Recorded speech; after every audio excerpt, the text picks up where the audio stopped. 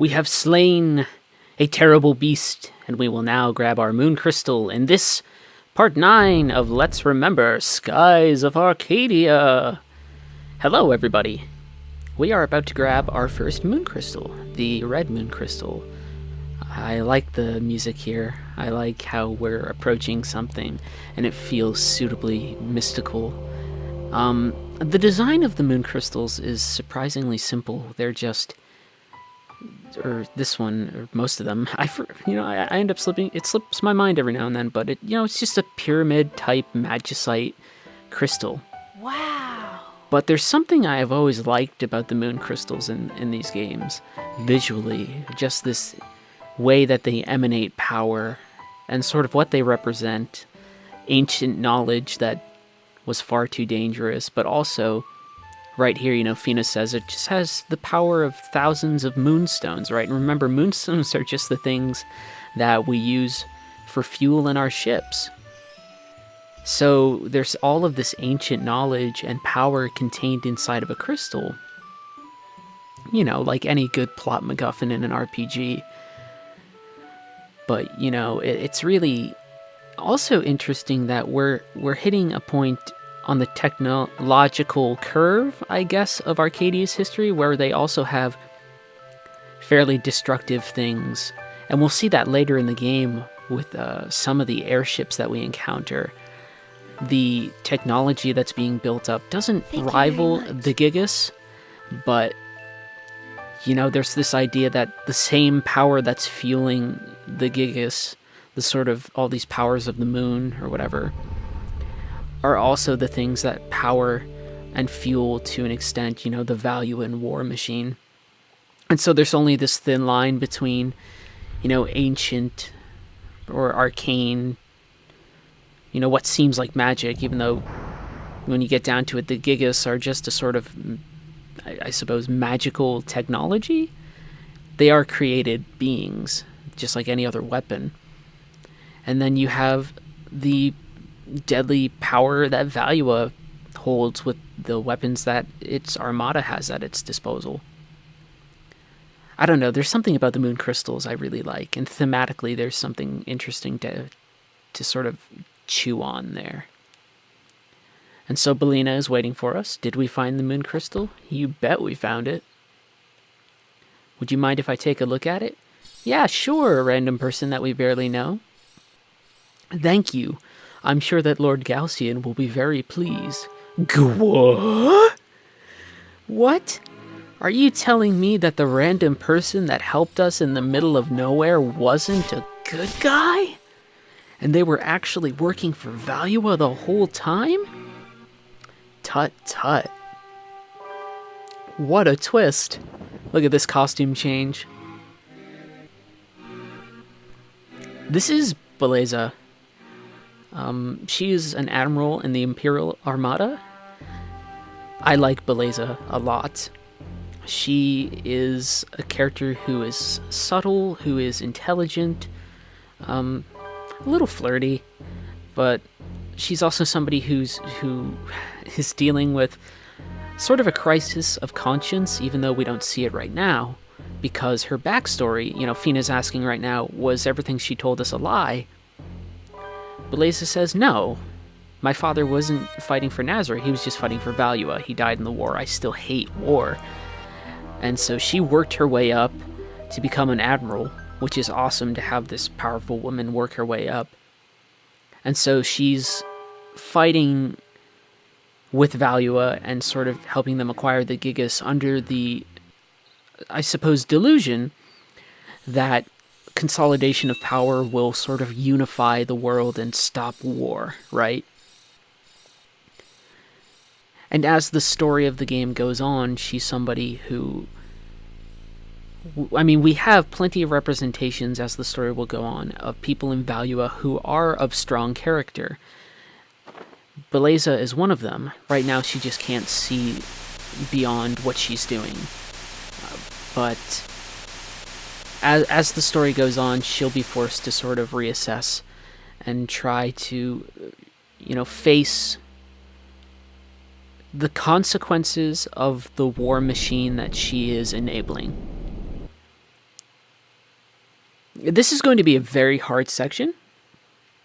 So I have a boss fight coming up. In fact, I have 2 boss fights. And you'll see what's going on, but I forgot to buy some pretty crucial equipment before. I could have stopped at Sailor's Island and gotten some very important equipment that will help me with the battle, and I'll talk about it when the battle starts. So instead, my goal is just to literally survive. That's all I have to do. But as you can see, I have to fight a giant multi-headed trompy beast of doom that's going to spit out incredibly horrible, deadly death lasers of deadliness. I do like the fact that it was sort of contained in front of the temple the whole time. I like when things are sort of hiding in plain sight. It's a very simple sort of thing, but it's very interesting to me. And so it's just this mindless, lumbering sort of... I guess monument to sort of magical science, sort of. It's like everything. It's like all the bad of magic and all the bad of like applied technology and all these things in this giant beast that is essentially, in this game, they are essentially, giant weapons of mass destruction. And Drachma shows up, of course, to help us. Drachma, the big old softy that he is. So we're going to have a ship battle. And I did not buy sub-cannons for this fight, which would help because one of the things you can do is you can knock Rakumen's aim off by attacking enough times before he fires his laser. And sub-cannons are pretty essential to that. So instead, I just need to sort of heal and like buff myself and hopefully not die. It's really hard. If you don't have the proper equipment in this segment, a lot of people restart the game at this point. So I'm hoping that I will show off enough knowledge of the sort of air combat system, because if the last boss fight was a challenge that made us question how effective we understood the normal combat system, this is us trying to figure out how to handle the game throwing a lot of challenges at us in the ship combat system. I love Drachma, by the way. Drachma reminds me of my grandfather. They look very similar. My grandfather once had to wear an eye patch for like 2 weeks, and I swear that he looked just like Drachma. So there's a little bit of projected affection there. But it's also, Drachma, gruff character on the outside, on the inside, he knows, he's gonna do the right thing. And there's really great, there's something really nice about that. And he's back in our party. But now we are going to have to deal with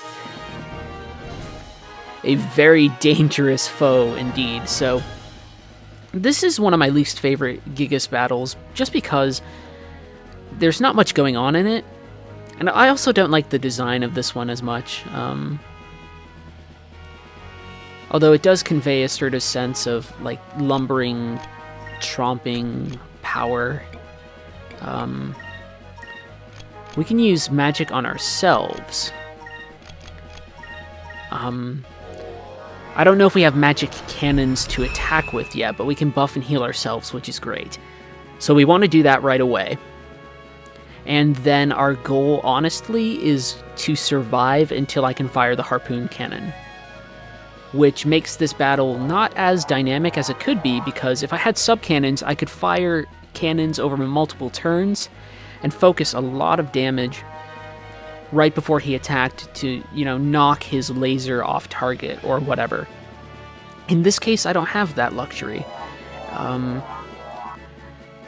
But this can be done, right? A lot of people go through the game not knowing that they can go to Sailor Island and get the necessary equipment to make this battle easier. That includes things like repair kits, sub-cannons, upgraded main cannons, I think, too. So here we just need to build ourselves up defensively until the game finally gives us the option to fire the harpoon cannon and knock this fucker off balance. Because you can see it's going to hit us, and we're in an evasive stance, and it hits for a fair amount of damage. So all we really need to do is just, like I said, survive. Which is sort of fitting, right? Considering what we are up against. So, guard on the turn of, heal on the turn there, and we just want to build up our magic as much as we can. I think the harpoon cannon takes around 20 or 21 SP at this point, something like that. And we're having some weird graphic stuff in the background with the sort of cliffside, and I hope you'll sort of not hate me for it.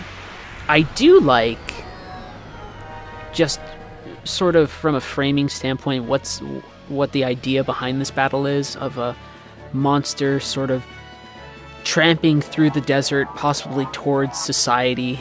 Even though really there's a big gap between here and like Maramba or the Nazareth capital, but just this unstoppable force that keeps going through the desert, and really we're fighting just to distract it, right? We don't even know if there's a way for us to stop it yet.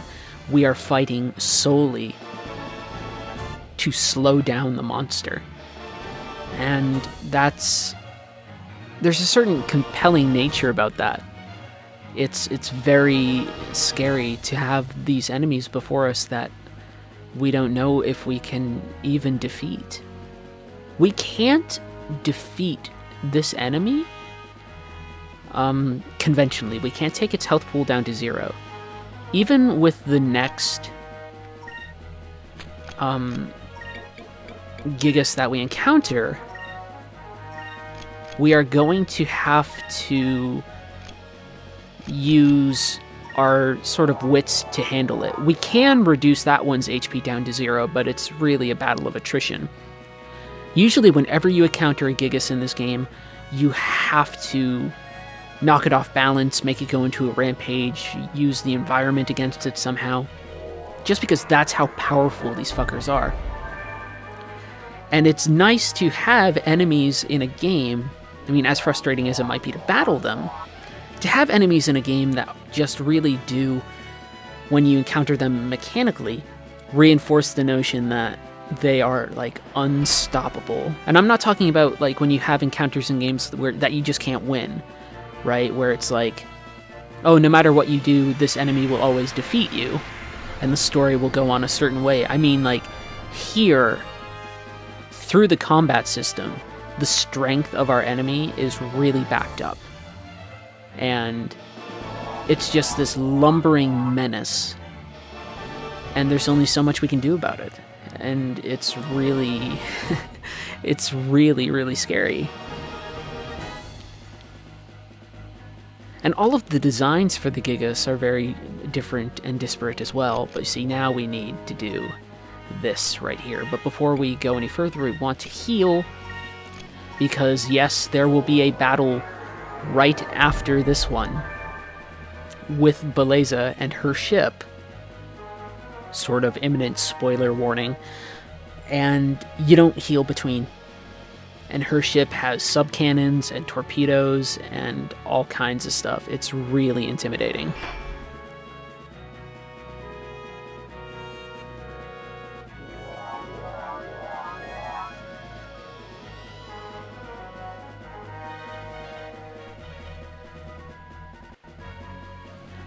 Now I'm just holding back and hoping that the harpoon cannon works. Harpoon cannon, fire!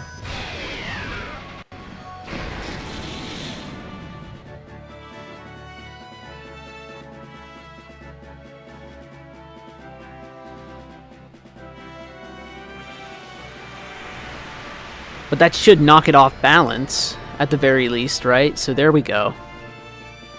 So it didn't hit us. That's good. And I don't even know if that ends the battle or not. It might or might not. But basically, we repeat the pattern for a while until the game's just like, holy crap, the only way for us to stop this is to stop the person who is nominally controlling the Gigas. Like, you know, there's only so much we can do. It's like, shit. I like the shot of them flying through the head. It's like we're only prolonging our deaths. And so we want to keep firing on its head because that will keep on giving us the chance to use the harpoon cannon. And we just gotta survive. But the good news is we can use the harpoon cannon again pretty quickly. And we can just focus on the next turns, and we might be able to put it on the ropes.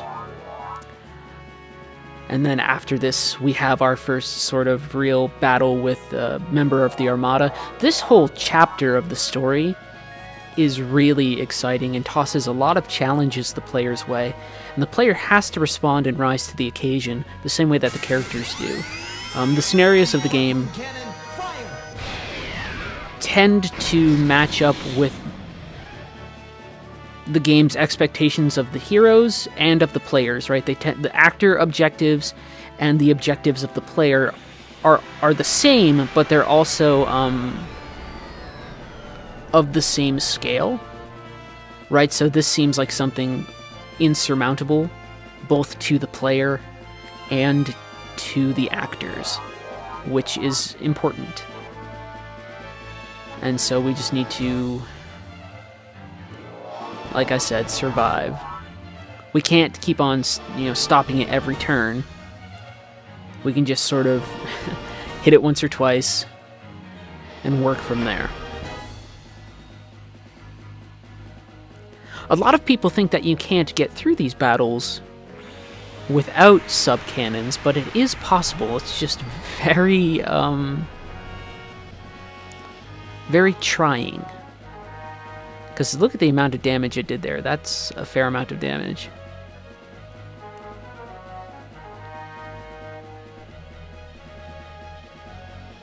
We have to retreat from now.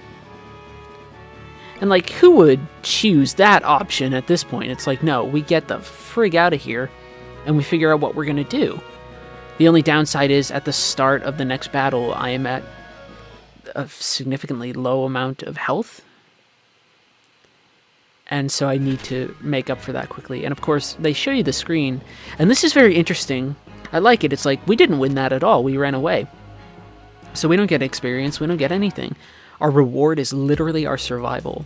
Our reward as players is literally continued existence in the space. We don't get anything from just staving off the monster, because the monster is still out there rampaging.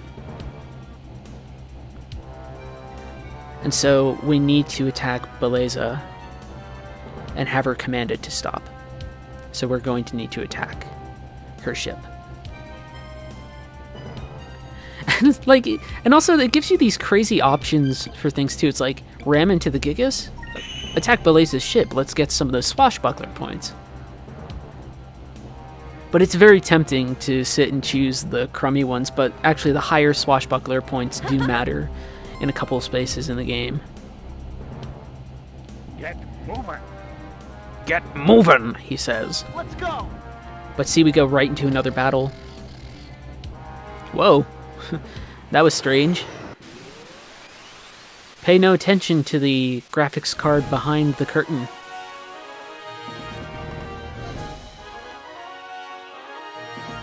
Alright. And look at this too. Look at how seemingly mismatched we are here. The Lynx is a very powerful and intimidating ship. And we need to deal with it. Yeah, she has magic cannons. So you can always use sort of healing magic on yourself, but you can't ever really use other forms of magic until later on. Evasive action here. Sacra's here. Focus here.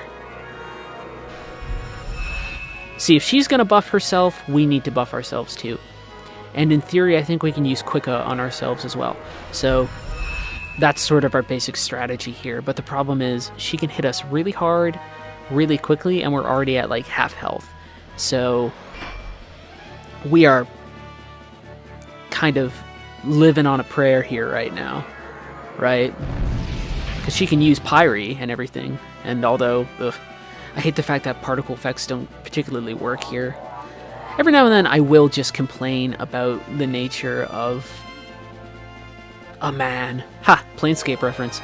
No, I will complain about the nature of how some of the graphic stuff is going on. It's really showing its ugly Hydra-like head during this segment.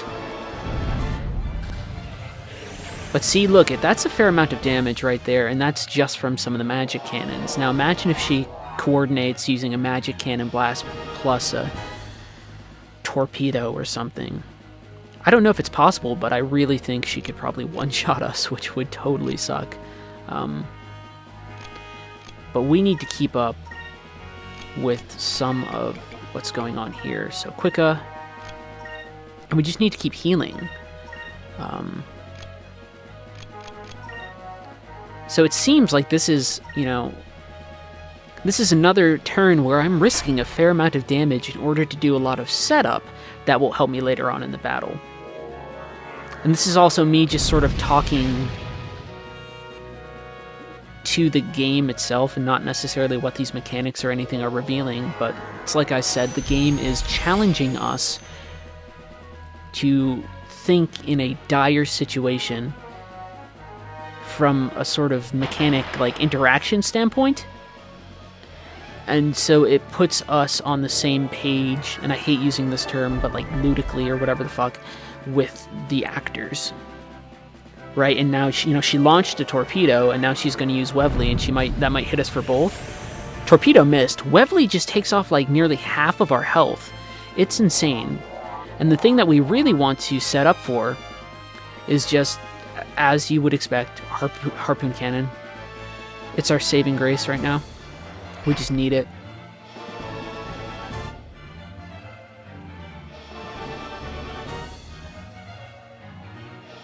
See, the problem is that she will also have sub-cannons. If she uses sub-cannons plus Webley plus a torpedo, like, we're screwed.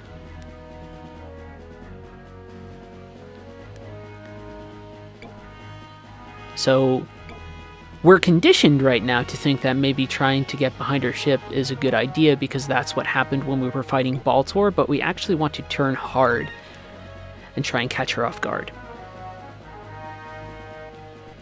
Because we are faster than the Lynx. And so what we can do now is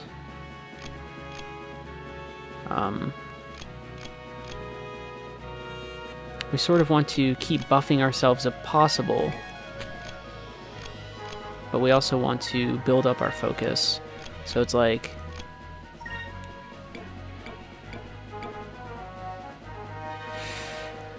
it's really tricky. It's really tricky to decide what to do sometimes. Sacris, Increm, defense. Like, I feel like I'm burning through spirit points, but it's just like, what the shit else am I gonna do? I need to take advantage of this slower point, and then I need to build up to, damage dealing points. And this is, again, we're at the point where it's just like, we need to survive. And so the sub-cannons are a problem here because they're going to attack us over multiple turns, possibly negating a fair portion of the healing I'm going to do here. I have only so many magic droplets to keep Fina healing us. And I'm only going to use Increm so long as Vise or Ica or Drachma has the ability to cast it. I won't use Fina to do it. I'll use Fina to heal.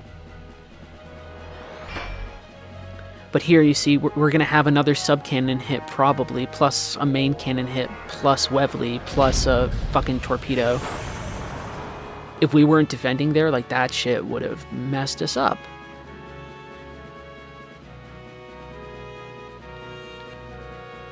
And we just need to get into good position. It's like we said, right now we're relying on our, like, magical feel-good beat the shit out of something button, which is the harpoon cannon. This time, it's actually the opposite. We want to get behind her. If we wait and see what she does, we just put ourselves into a weak position.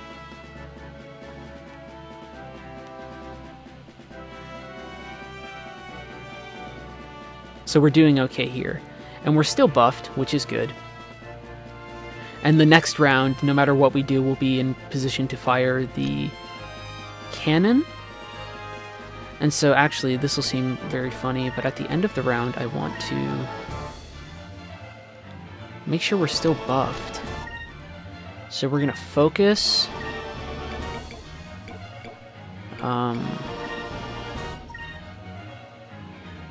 Heal and focus again. And hope that's enough. Or we can... No. Okay. I changed my mind. A change of plans. We're going to focus. We are going to focus here. We are going to heal. And we are going to focus again. And we're going to try and take a little bit of a risk here. I want to have the harpoon cannon, you know, enough energy or spirit points to fire. And while a buffed harpoon cannon would be nice, I don't know how long Increm lasts during ship battles, but if it lasts long enough, we should be okay. Here, I'm willing to try and tank some damage sort of to the face a little bit. You know, just by healing to full. And then in the next round, I can use an item if I'm low on magic, but I'll definitely be able to use the harpoon cannon, which is my main concern. I don't think in this case it's necessarily like a one-shot kill situation like it is with most ships, but if we were able to go through this process and fire off the harpoon cannon twice or so, I think we should be okay. But here, see, we were very lucky that I think the torpedoes missed again. So we heal at the beginning of the next round, and then we fire the harpoon cannon. Hopefully that's an option available to us.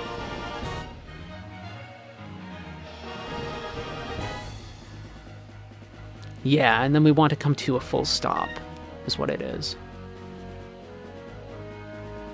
So, harpoon cannon. No, actually, we want to do it this way then. Increm. Harpoon cannon. Heal. And then focus, right? That's a good round. So we'll be buffed. We'll be close to full health. We will fire the cannon, and we'll do okay. Like, this is just like, I'm narrating everything out loud because I need to parse it in my head. And if for some reason she is able to get us before we fire the harpoon cannon, I would be so angry. But see, we're near full health. That is acceptable. Little sliver, I'll take it. Harpoon cannon's going to do a fair amount of damage, so I'm not too mad about that. And we've circled behind her, which means we don't need to worry about taking a lot of damage. So we can just fire our favorite weapon. Harpoon cannon, fire!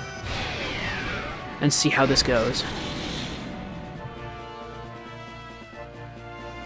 Very low. Nice.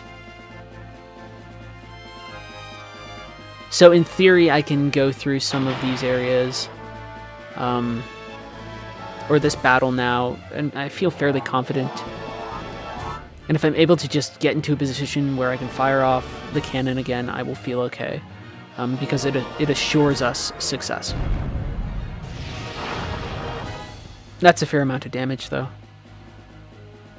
The only downside is that we don't have access to the same arsenal, right?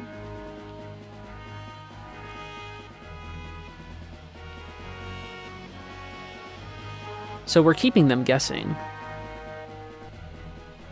So the next turn, no matter what we're gonna do again, we are going to be able to fire the harpoon cannon. So I want to mitigate as much damage as possible.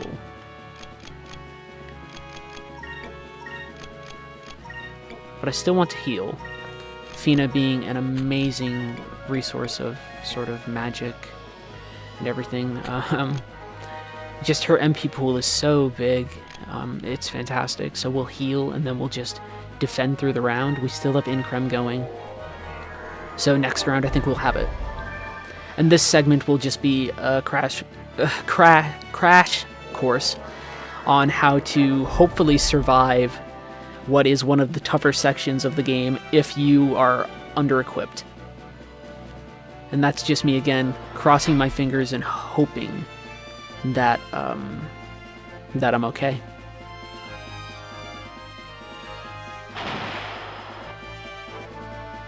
Please tell me I didn't somehow space out and not heal.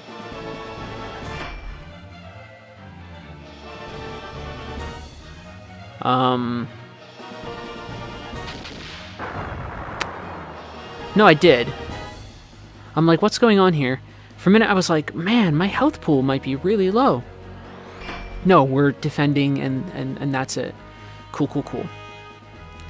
I was so worried for a minute. You have to understand, when you're recording stuff like this, and you have to deal with the prospect of, like, going through something for a long time, and then maybe having to re-record it again, it's pretty scary.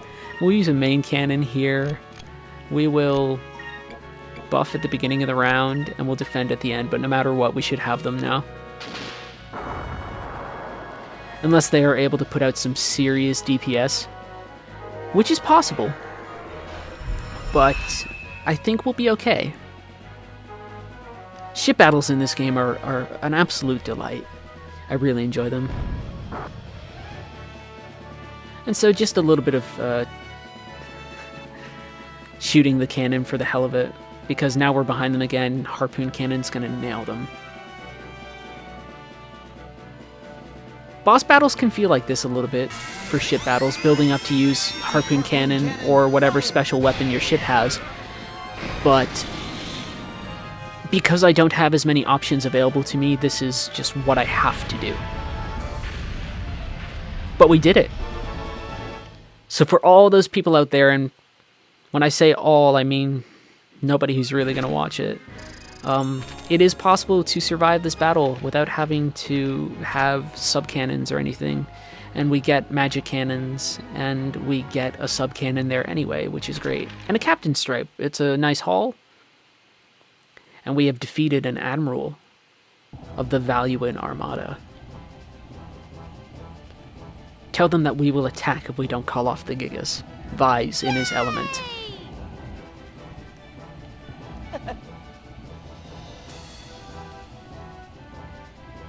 And Vise is also doing this based upon his faith in other people, and Fina is doing that a little bit too. Vise is saying, you know, she won't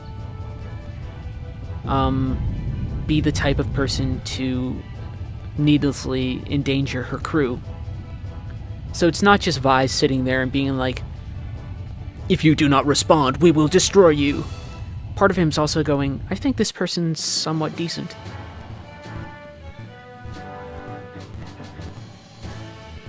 And the Gigas goes beneath the sand from whence it came.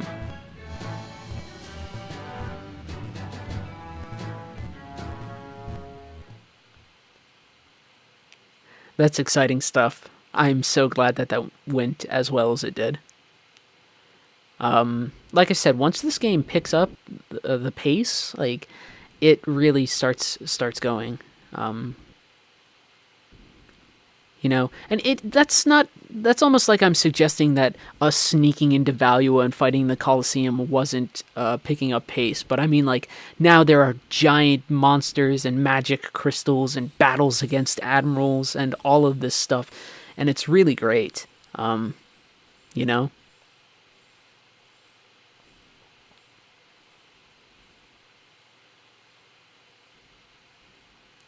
And it's weird to see how Vise phrases things. So he's saying, like, we won't make the mistake of underestimating you. It's like, there's some part where he's like, I respect the enemy, even if the enemy does not respect us. So we need to go to a continent under the green moon, which everybody's like, what? Because nobody has really made it to the other side of South Ocean. So we need to go to a new land Ixataka. Ixataka? I don't know. It will be sort of our North American pre-colonial, pre-contact analog with a little bit of some Eastern Native American feel to it, but actually there's a lot of Aztec influence because we have to remember Valua is modeled after Spain, so it's a little bit more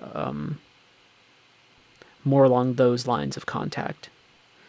And we are taking Beleza's engine from her ship so that we will be able to get through the skies. So she tricks us, we take her engine, we're even now. Only those who have walked through the desert can truly know its size, a phrase that she had tossed towards us before.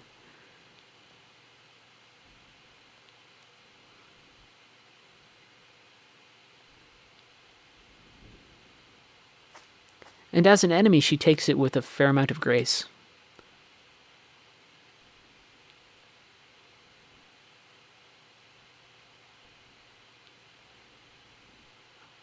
You know, she's asking him, are you sure you want to do this? Like, you are going on crazy things. And he's like, we're not afraid of what, of the unknown. There's always these great sentiments. I want to see the world. I'm not going to rest until I've left my mark on it. And you might think of that as sort of an egocentric thing, right? But it doesn't come from a place of ego from Vi's, I don't think. I don't think him saying, I want to leave my mark on the world is anything other than the same feeling that we have about anything. We all want to leave our mark on the world, regardless of whether that mark is traveling across the ocean for the first time, or making stupid YouTube videos that people watch before they have dinner. We all want to leave something that people remember us by. And Vi's, for him, it's inherently tied to exploration. And so I think once we get going, we will leave everything there, and we will make our trip across the skies through South Ocean to our new continent in the next episode. And we have the magic cannon now, which is absolutely great. Uses up MP like normal magic. And I like, the world has changed a bit. We can't really land at the Temple of Pyron anymore. So if I wanted to, I could be foolish and just charge that ship right again. I'm going to say goodbye to you all for now. We'll have another segment up quick. Like I said, I'm trying to get these segments out at a reasonable pace right now, while I have the time to do so. So thank you very much for watching. That was a great segment. That's really exciting stuff. I hope you stuck with me through it all. Thank you very much. I love you all. Bye.